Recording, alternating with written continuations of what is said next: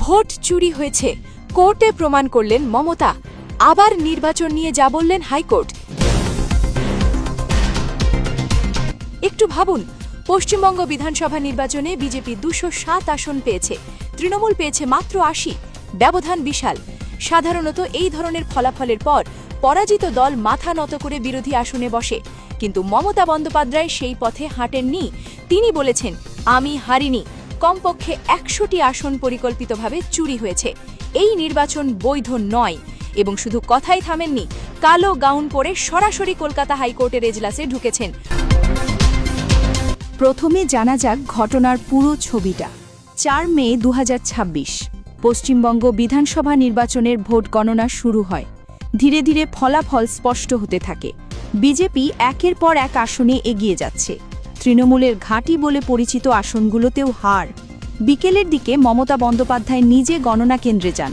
সেখান থেকে বেরিয়ে এসে গুরুতর অভিযোগ করেন, সিসিটিভি বন্ধ রাখা হয়েছিল, তৃণমূলের এজেন্টদের ভেতরে ঢুকতে দেওয়া হয়নি, বহিরাগতরা ভোট গণনায় হস্তক্ষেপ করেছে, তাকে নিজেকে ধাক্কা দেওয়া হয়েছে। 5 মে এক সংবাদ সম্মেলনে মমতা ঘোষণা দেন, আমরা তো হারিয়ে নিয়ে যাব, হারলে আমি যদি শপথ নিতে যেতাম তাহলে আমি রেজিগনেশনটা করতাম। আমি হারিনি। এই নির্বাচন বিজেপির লুট করা ম্যান্ডেট। নির্বাচন কমিশন নিরপেক্ষতা হারিয়ে বিজেপির হয়ে কাজ করেছে। তিনি পদত্যাগ করবেন না। তার দাবি, শুধু পশ্চিমবঙ্গ নয়, মহারাষ্ট্র, হরিয়ানা, বিহারেও বিজেপি এভাবেই নির্বাচন চুরি করেছে। 7 মে মমতা ঘোষণা করেন, বিজেপি এবং নির্বাচন কমিশনের বিরুদ্ধে সুপ্রিম কোর্টে যাবেন তিনি।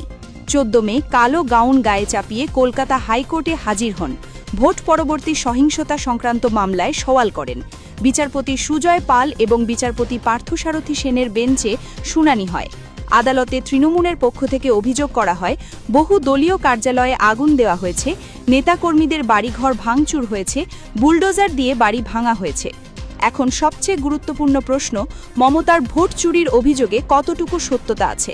প্রথমে নির্বাচন কমিশনের পাল্টা বক্তব্য শোনা যাক। কলকাতা দক্ষিণের জেলা নির্বাচনী আধিকারিক সরাসরি বলেছেন, মমতার সব অভিযোগ ভিত্তিহীন ও মনগড়া। সিসিটিভি কোনো মুহূর্তেই বন্ধ হয়নি। যে কিছুক্ষণ গণনা বন্ধ ছিল সেটা মমতার নিজের অনুরোধেই হয়েছিল। ধাক্কা বা নিগ্রহের অভিযোগও ভিত্তিহীন। তাহলে কি মমতা মিথ্যা বলছেন? এত সহজে উত্তর দেওয়া কঠিন, কারণ ভারতের নির্বাচনী রাজনীতিতে ইভিএম কারচুপি, ভোটার তালিকা কারসাজি এবং নির্বাচন কমিশনের পক্ষপাতিত্বের অভিযোগ নতুন নয়। বিরোধী দলগুলো বছরের পর বছর ধরে এই অভিযোগ করছে। এমনকি মমতা নিজে যখন ক্ষমতায় ছিলেন তখনও বিজেপি একই অভিযোগ করেছিল। কিন্তু এবার একটু আলাদা কিছু আছে। বিজেপি মাত্র কয়েক সপ্তাহ আগে পশ্চিমবঙ্গের ভোটার তালিকা থেকে লক্ষ লক্ষ নাম বাদ দিয়েছে। ইন্ডিয়া পারসিকিউশন ট্র্যাকারের রিপোর্ট বলছে, সারা দেশে 5,60,00,000 ভোটারকে তালিকা থেকে বাদ দেওয়া হয়েছে, যেখানে মুসলিম ভোটাররা আনুপাতিকভাবে সবচেয়ে বেশি ক্ষতিগ্রস্ত। পশ্চিমবঙ্গে মুসলিম জনসংখ্যা 30% হলেও বাদ পড়া ভোটারদের মধ্যে মুসলিম 34%। মানে নির্বাচনের আগেই একটা বড় ম্যানিপুলেশন হয়েছে, এটা সংখ্যায় প্রমাণিত। এই ভোটার বাদ দেওয়ার বিষয়টা নিয়েই মমতা সুপ্রিম কোর্টে সওয়াল করেছিলেন এবং এই প্রশ্নটা এখনও অমীমাংসিত। কিন্তু এখানে একটা কঠিন বাস্তবতাও আছে। মমতার দাবি 100টি আসন চুরি হয়েছে, কিন্তু আইনের দৃষ্টিতে এটা প্রমাণ করা অত্যন্ত কঠিন, কারণ ইভিএমের সরাসরি কারচুপির প্রমাণ পাওয়া প্রায় অসম্ভব। নির্বাচন কমিশন সরকারি সংস্থা, তাদের বিরুদ্ধে আদালতে মামলা করা সহজ, কিন্তু জেতা কঠিন। আইনজীবীরা স্পষ্ট বলছেন, ভারতীয় সংবিধানের 324 অনুচ্ছেদ অনুযায়ী নির্বাচন পরিচালনার দায়িত্ব নির্বাচন কমিশনের। নির্বাচনী বিবাদ দেশের অভ্যন্তরীণ বিষয়। প্রথমে নির্বাচন কমিশনে অভিযোগ, তারপর হাইকোর্ট, তারপর সুপ্রিম কোর্ট। এই পথেই যেতে হবে। আন্তর্জাতিক আদালত এই বিষয়ে হস্তক্ষেপ করবে না। তাহলে কি মমতার লড়াই ব্যর্থ? না, এটা কিন্তু শেষ কথা নয়। আসল প্রশ্ন হলো, মমতা কেন এই লড়াই করছেন? রাজনৈতিক বিশ্লেষকরা দুটো কারণ বলছেন। প্রথম কারণ, দলের মনোবল ধরে রাখা। 207 আসনের বিরুদ্ধে মাত্র 80 আসন নিয়ে যদি মমতা চুপসে যেতেন, তাহলে তৃণমূল ভেঙে পড়ত, নেতাকর্মীরা দল ছাড়তেন, বিজেপি আরও আক্রমণাত্মক হতো। কিন্তু মমতা কোর্টে গিয়ে দেখাচ্ছেন তিনি মাঠ ছাড়েননি, তার দল জীবিত, লড়াই চলছে। দ্বিতীয় কারণ, আইনি পথে কিছু অর্জন। সরাসরি নির্বাচন বাতিল করানো কঠিন হলেও ভোট পরবর্তী সহিংসতার মামলায় আদালতের হস্তক্ষেপ পাওয়া সম্ভব। বুলডোজার দিয়ে বাড়ি ভাঙা, কার্যালয়ে আগুন, এগোনোর বিচার চাইলে আদালত থামাতে পারে। মমতা একজন অভিজ্ঞ রাজনীতিবিদ। তিনি জানেন আদালতের নির্বাচন পাল্টানো যাবে না, কিন্তু আদালতকে মঞ্চ হিসেবে ব্যবহার করা যায় রাজনৈতিক বার্তা দেওয়ার জন্য, জনমত তৈরির জন্য। এখন মমতার আইনি পরিচয়ের বিষয়টা জানা দরকার। অনেকেই জানেন না মমতা বন্দ্যোপাধ্যায় শুধু একজন রাজনীতিবিদ নন, তিনি একজন স্নাতক আইনজীবীও। যোগমায়া দেবী কলেজ থেকে ইতিহাসে স্নাতক এবং কলকাতা বিশ্ববিদ্যালয় থেকে শিক্ষায় মাস্টার্স করার পর তিনি যোগেশ চন্দ্র চৌধুরী কলেজ অফ ল থেকে আইনের ডিগ্রি নিয়েছেন। রাজনীতিতে এত ব্যস্ত থাকলেও সেই আইনের পেশা তিনি ছাড়েননি। এই আইনি পরিচয় এখন তার সবচেয়ে বড় হাতিয়ার। কালো গাউন পরে হাইকোর্টে ঢুকে তিনি বিজেপিকে বার্তা দিলেন, রাজনীতির মাঠে হেরেছ, কিন্তু আইনের মাঠ এখনো বাকি, এবং আইনের মাঠে আমি কম দক্ষ নই। 14 মে হাইকোর্টের বাইরে চোর চোর স্লোগান শুনেছেন তিনি, গায়ে মাখেননি। একজন দক্ষ রাজনীতিবিদ এবং আইনজীবী হিসেবে সরাসরি বিচারপতির এজালাসে দাঁড়িয়েছেন। এই সাহস তাকে তার সমর্থকদের কাছে নতুনভাবে পরিচিত করাচ্ছে। এখন সবচেয়ে বড় প্রশ্নে আসা যাক। মমতা যদি ভোট চুরি প্রমাণ করতে পারেন, তাহলে কি আবার নির্বাচন হবে? আইনের ভাষায় উত্তর হলো সম্ভব। ভারতে নির্বাচন বাতিলের নজির আছে। 1975 সালে এলাহাবাদ হাইকোর্ট ইন্দিরা গান্ধীর নির্বাচন বাতিল করেছিল, কিন্তু সেটা ছিল একটি নির্দিষ্ট আসনে সুনির্দিষ্ট প্রমাণের ভিত্তিতে। 100টি আসন একসাথে বাতিল করার নজির ভারতীয় ইতিহাসে নেই।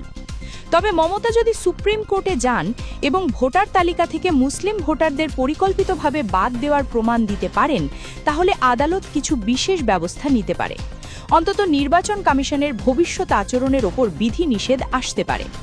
কিন্তু রাজনৈতিক বাস্তবতায় একটা কথা স্পষ্ট, পশ্চিমবঙ্গে শুভেন্দু অধিকারীর সরকার এখন ক্ষমতায়।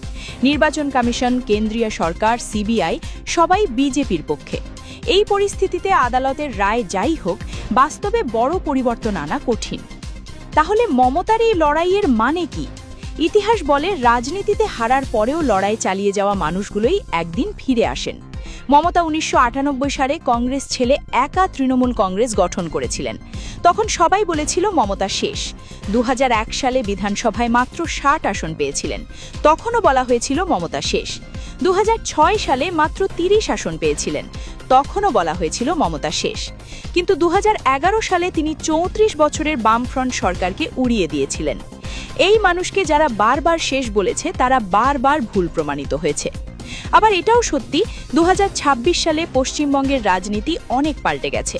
বিজেপির সংগঠন শক্তিশালী হয়েছে, হিন্দু ভোটার একজোট হয়েছে, তৃণমূলের দুর্নীতির অভিযোগ মানুষের মনে গেঁথে গেছে। শুধু আদালতে লড়াই করলেই পরিস্থিতি পাল্টাবে না। পশ্চিমবঙ্গের মুসলিমদের জন্য এই লড়াইটা শুধু রাজনৈতিক নয়, অস্তিত্বের প্রশ্ন।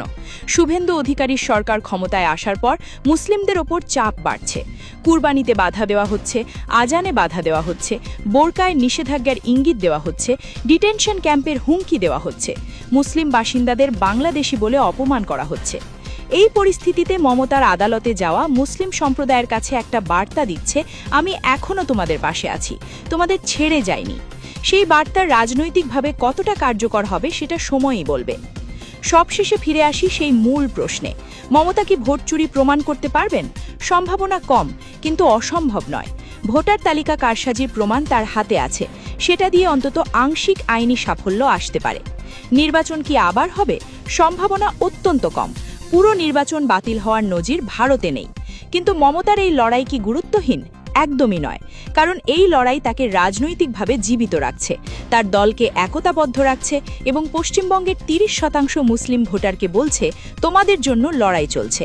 পশ্চিমবঙ্গের রাজনীতির আসল খেলা এখনও শেষ হয়নি।